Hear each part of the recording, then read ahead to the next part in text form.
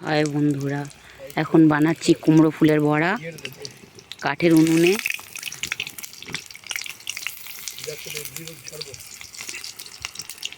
এক কাকা দিয়ে গেছে কুমড়ো ফুলগুলো, সেইগুলো ওই বেসন আর একটু চালের গুঁড়ি দিয়েছি।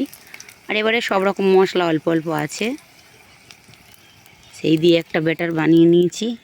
এই ফুলগুলো ডুবিয়ে ওই ছেড়ে দিয়েছি।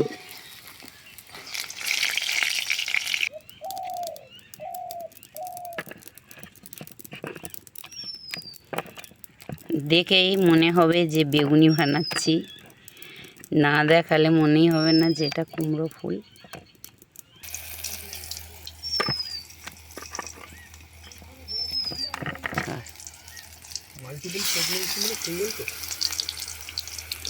হ্যাঁ দে, ওইখানটা দে।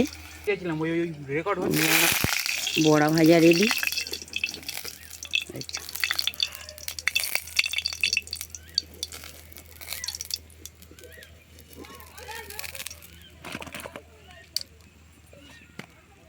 ও বন্ধুরা, আমার কুমড়ো ফুলের বড়া রেডি তোমাদের সবার জন্য।